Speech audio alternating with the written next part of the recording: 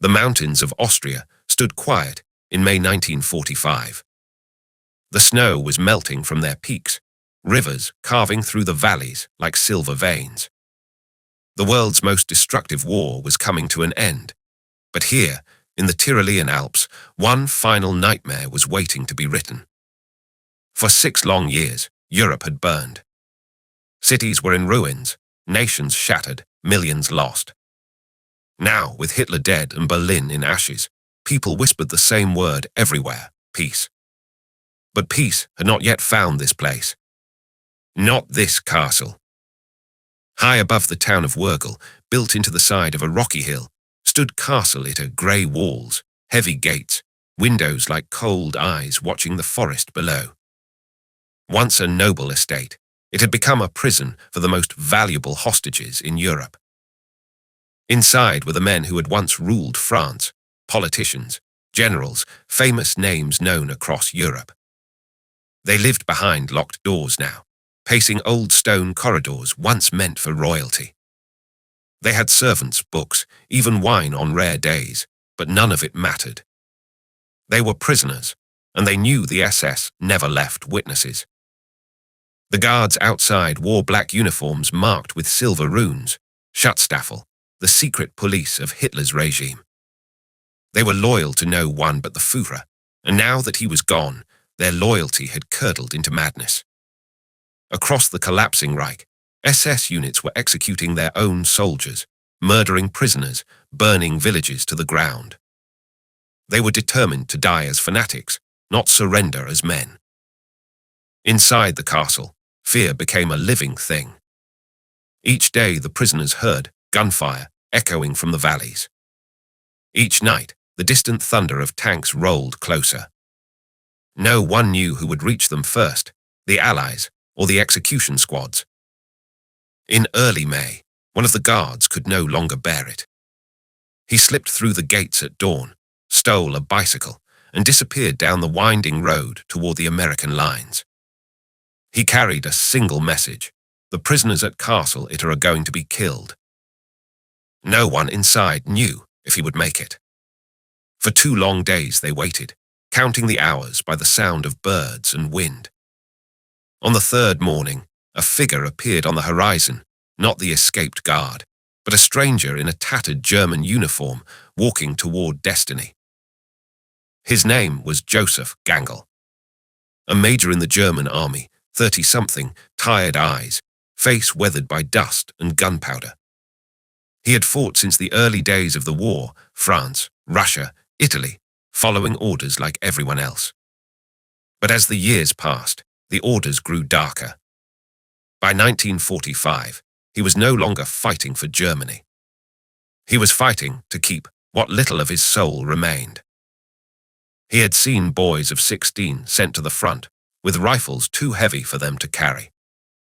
He had seen civilians shot for refusing to salute. And when the SS began executing Austrians in the streets for speaking of surrender, Gangl turned his back on the Reich. He joined the local resistance in secret, hiding ammunition for villagers, helping them escape patrols. He knew it was treason. He also knew it was the first honest thing he had done in years. When he heard that the SS planned to storm a castle full of foreign prisoners, something in him shifted. The war was lost. Nothing he did could save Germany. But maybe, just maybe, he could save them. Gangl gathered a small group of soldiers who felt the same. They had fought together since Normandy. Now they would fight for something else entirely. 10 men. A truck, a few rifles, a single armored car with more rust than paint. They set off toward the American lines under a white cloth tied to the antenna, a symbol that could mean surrender or death, depending on who saw it first.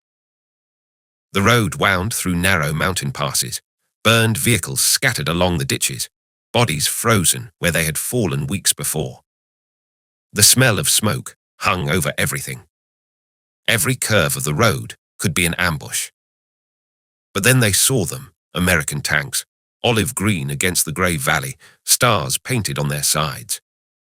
The 23rd Tank Battalion, part of the US 12th Armored Division, pushing deeper into Austria. The sound of engines echoed through the trees. Gangl ordered his driver to stop. He climbed down from the armored car, white flag in hand, and stepped into the open. A Sherman tank halted on the road ahead. Its turret turned slowly, the barrel locking on the German car. For a long, breathless moment, no one moved.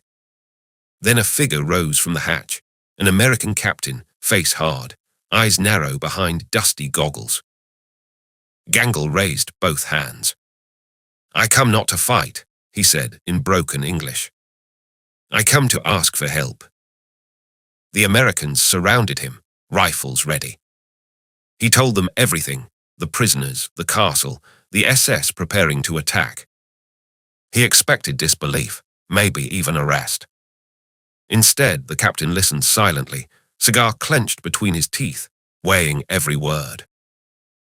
When Gangl finished, the captain looked at him for a long time. Then he said simply, "Show me the way." That captain was Jack Lee Jr., commander of a Sherman tank nicknamed Besotten Jenny. He was known among his men for two things: reckless bravery and a complete disregard for orders. He wasn't about to stop now. And so, on a quiet road in the Austrian Alps, enemies of 6 years shook hands. For the first time in the war, Americans and Germans would fight together, not against each other, but against the madness consuming them both. They moved at dusk, one tank, a jeep, Gangl's battered truck, and a handful of men who had no idea whether they'd survive the night.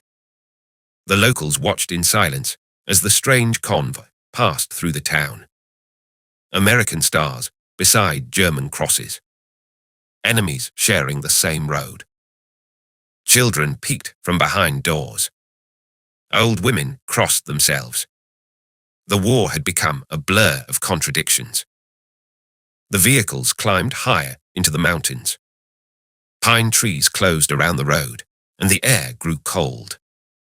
From the hills came the echo of machine gun bursts, SS patrols searching for deserters. Every sound made the men tighten their grips on their weapons. When they reached a curve overlooking the valley, the castle came into view, grey stone towers piercing the mist, a relic of another age. The last light of the day glinted on its walls. It looked less like a fortress and more like a tomb. The prisoners saw the convoy approaching from the balcony. At first, they thought it was the SS.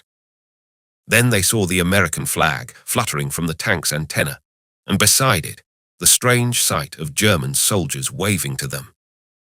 No one could believe it. The gates creaked open. The Americans entered cautiously, scanning the courtyard for ambushes. The French prisoners poured down the stairs, shouting, crying, half laughing with disbelief. They shook hands with men they had called enemies only days before. One of them whispered, "What madness is this war when salvation wears a German uniform?" Captain Lee studied the castle walls. They were solid, but not indestructible. The tank was positioned at the main gate, its only heavy weapon. Gangl's men set up along the parapets, checking ammunition. The Americans radioed for reinforcements, but the signal was weak. Help might not arrive in time. From the forest below came distant shouting, sharp, guttural, organized. The SS were closing in. Lee turned to Gangl. "How many?" "Hundreds," Gangl said quietly. He didn't need to add the rest, and we are 15. Night fell. The castle sank into darkness. Only the stars and the faint glow of cigarettes betrayed the men on the walls. Inside, the great hall had become a refuge. Candlelight flickered across portraits of long-dead nobles. French officers sat beside German soldiers, the Americans cleaning their rifles in silence. No one trusted sleep. Gangl stood by a narrow window, looking down at the village where he had grown up. He thought of the people hiding in their basements, praying for the gunfire to stop. He thought of the oath he had taken to serve his country, and how hollow those words now felt. Across the room, Captain Lee poured him a small drink from a flask. "To strange company," Lee said. Gangle managed a faint smile. "To a better cause," he replied. Outside, the wind picked up. Somewhere in the distance, a dog barked, then the sharp crack of a rifle. Everyone froze, listening. Silence returned, the kind that makes a man feel the weight of his heartbeat. Through the night, they heard movement in the forest. Voices, metal clinking, the unmistakable rhythm of soldiers assembling. Gangle knew the SS were surrounding them. They would attack at dawn. He walked the battlements, checking every position, whispering encouragement to his men. They were terrified, but something steadier had taken hold, the calm of those who already know their fate. Inside the castle, the prisoners huddled in corridors lit by torches. They could see the fear in the soldiers' eyes and understood what it meant. There would be no escape this time. If the SS broke through, none would survive. Yet amid the terror, there was a strange sense of unity. Americans, Germans, and French, bound by a single purpose. The war had stripped them of everything but their shared will to live. Just before dawn, the world fell utterly silent. No wind, no birds, only the faint hiss of breath. Lee climbed to the highest tower and looked out over the valley. Mist rolled between the trees like smoke from an invisible fire. He turned to Gangle. "They'll come soon." Gangle nodded. He checked his rifle, the same weapon he had once aimed at these very men. Below, in the great hall, the prisoners prayed. Some whispered names of lost families. Others sat in silence, staring at the walls as if memorizing them. When the first grey light touched the towers, a single shot echoed from the forest, a signal. Then, from the tree line, figures emerged, dark shapes, moving fast, rifles raised. The last battle of the Second World War had begun. In a world already drowning in blood, here, in this forgotten fortress, men who had once sworn to kill each other would stand shoulder to shoulder. Not for power, not for orders, but for honor and for humanity itself. The grey light of dawn crept over the mountains. A thin mist clung to the forest below Castle Itter, blurring the world into shapes and whispers. For a moment, there was peace. Then came the first crack of a rifle. A bullet slammed into the castle wall, splintering stone. The battle had begun. From the forest, the SS advanced, dark figures moving in silence, disciplined even in defeat. They were the last true believers, men who refused to surrender even as the Reich crumbled. Fanatics armed with machine guns, mortars, and blind loyalty. To them, the war wasn't over until everyone who had betrayed their cause was dead. Inside the castle were the perfect targets, captured French leaders, deserter Germans, and American soldiers fighting together, a blasphemy to everything they stood for. Captain Lee barked orders from behind the Sherman tank, positioned at the main gate. The engine roared, the barrel turning toward the trees.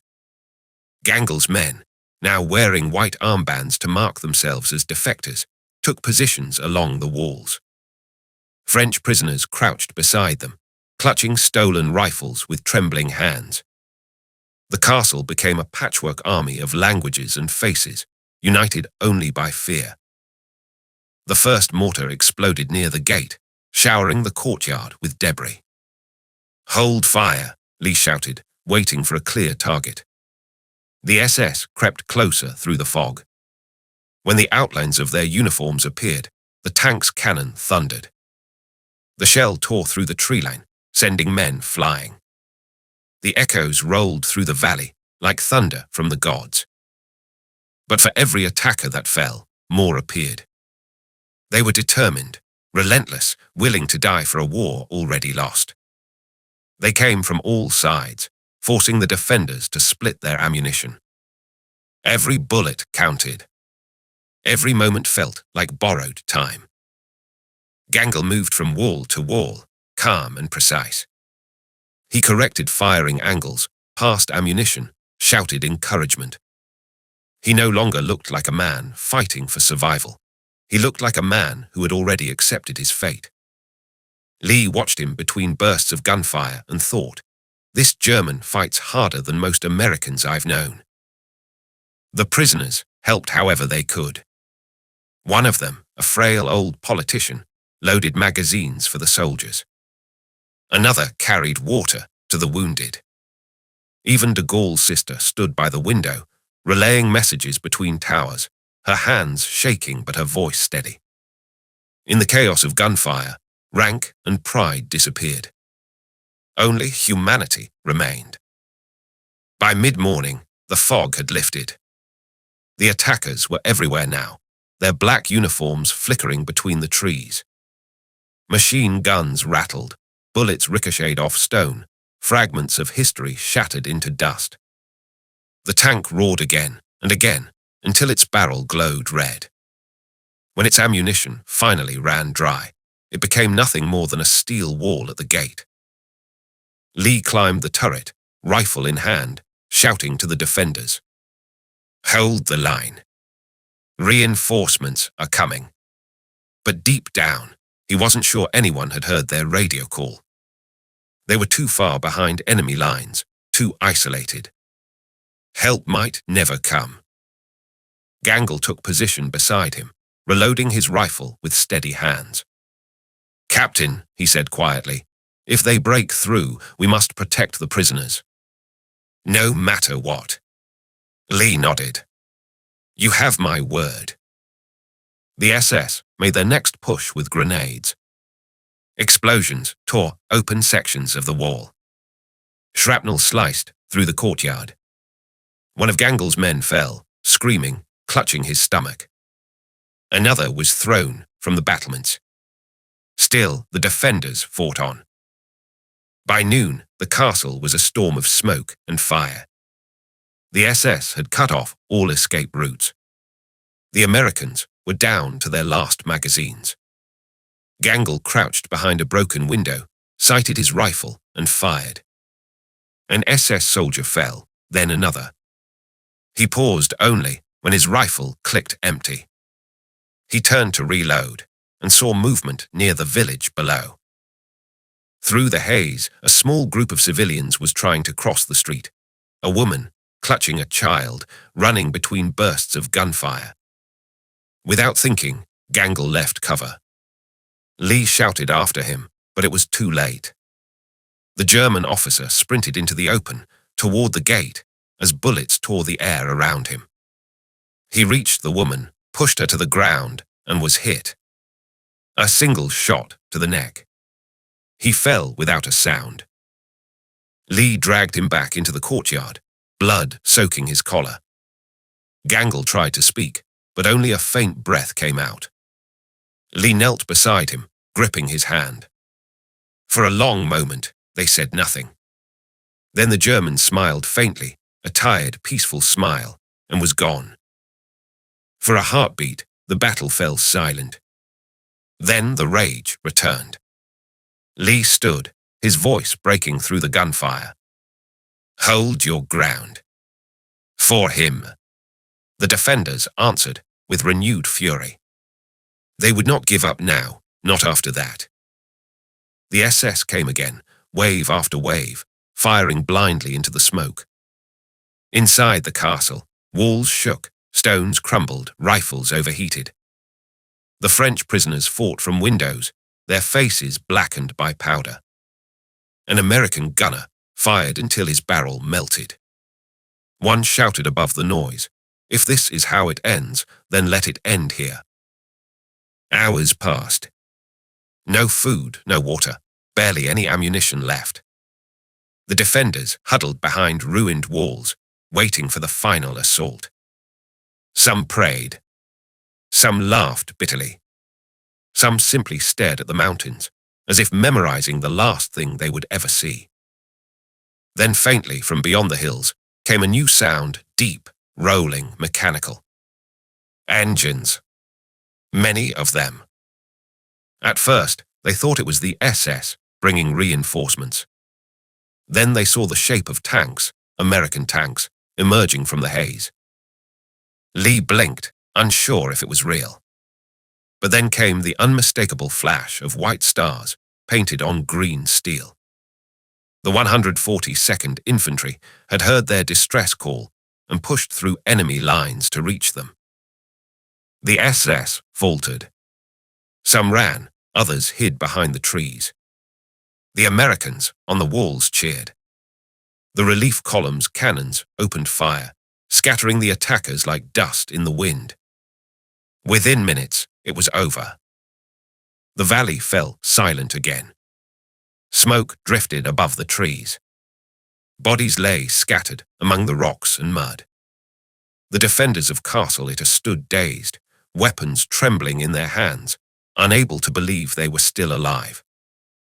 Lee walked through the courtyard, his boots crunching on broken stone. He looked at the tank, the bullet-pocked walls, the men leaning against them in exhaustion. Then his eyes found Gangel's body, covered with a torn flag.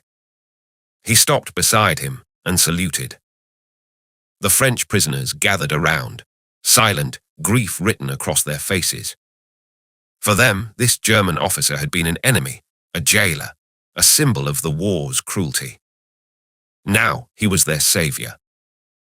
As the sun dipped behind the mountains, a strange stillness settled over the castle. The war was not yet officially over, but here, in this forgotten corner of the Alps, something greater had ended. Hatred, for a moment, had lost its hold. And in its place stood the simple truth that courage has no uniform. That night, when the reinforcements secured the valley, the survivors of the battle sat together by candlelight. Americans, Germans, Frenchmen, men who hours earlier would have killed each other without hesitation, now shared bread, cigarettes, silence. No one celebrated. They simply stared into the flames, each lost in the thought of what the world might look like after the guns went quiet. Somewhere outside, the river carried the smoke of battle away. The stars shone above the dark ridges, cold and clear. The last battle of the Second World War had been fought, not for territory, not for revenge, but for the idea that even in the ruins of humanity, goodness can still rise. The sun rose slowly over the wreckage of Castle Itter. Smoke still curled from the shattered walls, drifting across the valley like ghosts of the night before. The battle was over, but the silence that followed felt heavier than gunfire. Men walked among the ruins in disbelief, Germans, Americans, and French prisoners staring at each other, no longer enemies, not yet friends, simply survivors. Bodies of the SS lay, scattered near the forest line. Their black uniforms stained with mud, their helmets gleaming faintly in the dawn light. The smell of gunpowder hung thick in the air. The American medics moved quietly among the wounded, wrapping bandages, whispering to calm the dying. For the first time in years, there was no hate in those voices.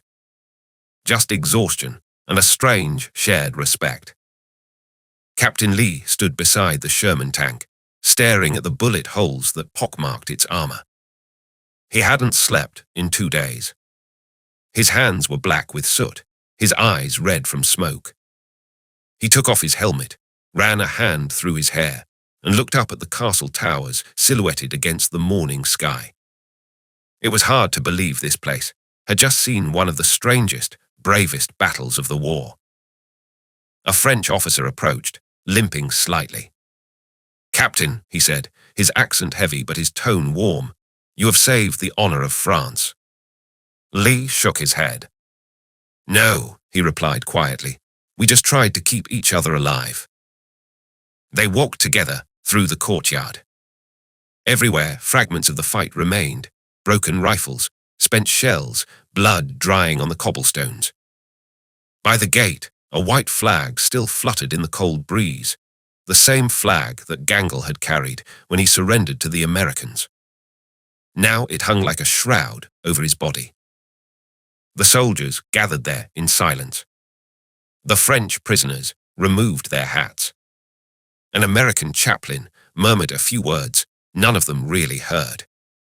Captain Lee placed Gangel's helmet over his chest, then stood back, his jaw tight. For him, this German officer had been more than a defector. He had been proof that decency could survive even inside the heart of a collapsing empire. Later, the villagers would carve his name into stone, a German who died to protect Austrians and Frenchmen from his own army. As the day warmed, reinforcements filled the valley. Convoys of Allied trucks arrived, medics, engineers, journalists. The story spread quickly, Americans and Germans fighting side by side to defend a castle full of French VIPs. It sounded like a fairy tale. But the bullet holes, the bodies, the survivors, hollow eyes, all of it proved it was real. Reporters tried to make sense of it. Why would German soldiers risk their lives to protect their enemies? Why would American troops trust them? There was no simple answer. The truth was more human than heroic. A handful of men had simply chosen what was right over what was ordered. That night, as the survivors rested, the mountains were quiet again. The guns had fallen silent. The stars returned to their place above the dark ridges, reflected in the still waters of the valley streams. Somewhere far away, generals signed the papers that would end the war. But here, peace had already arrived, born not from politics or victory, but from sacrifice. In the great hall of the castle, lit only by candles, the French prisoners shared a meal with the American soldiers. They sat beside the remaining Germans who had fought with them, men once branded enemies. No one spoke much. They didn't need to. The clink of tin cups and the crackle of the fire said enough. One of the Frenchmen looked around the table and said softly, "Strange, isn't it? We spent years fighting, and in the end, it took all of us to survive one night together." No one answered, but a few nodded. The truth of it hung heavy in the air. When dawn came again, trucks arrived to evacuate the prisoners. They packed what little they had, letters, photographs, memories. Before leaving, they gathered once more in the courtyard where Gangel had fallen. Lee stood with them, his uniform still covered in dust. The French commander stepped forward and saluted him, then the German soldiers behind him. It was an image that would stay with everyone who saw it, a salute not to rank or nation, but to the humanity they had rediscovered. As the trucks rolled away, Lee watched the castle fade into the mist. The towers stood cracked but unbroken, much like the men who had defended them. He turned to his sergeant. "Strangest damn battle I ever fought," he said. The sergeant grinned wearily. "Strangest, sir, but maybe the only one worth fighting." They left the valley in silence, the sound of the engines fading into the mountains. Behind them, Castle Itter returned to its ancient stillness. Birds nested in the towers again. The fields grew over the scars of trenches. And with time, even the echoes of gunfire disappeared, leaving only the whisper of wind through the trees. Years later, historians would call it the last battle. A story so improbable it bordered on myth, Americans and Germans, fighting together against the SS in the final days of the war. But for those who had been there, it was no myth. It was the moment when the world, for just a few hours, remembered its conscience. They would tell their children about the castle, about the white flag, about the man who died to protect strangers. And maybe, in those stories, they would find the answer to a question that had haunted all of them. What was the point of all this death, all this hate, if in the end, men could still choose mercy? The last light of evening touched the castle walls once more, turning the stone golden. The air was still. No guns. No orders. Just the quiet after everything. And so ended the final battle of the Second World War, not with triumph or surrender, but with the fragile grace of men who, for one fleeting moment, remembered what it meant to be human.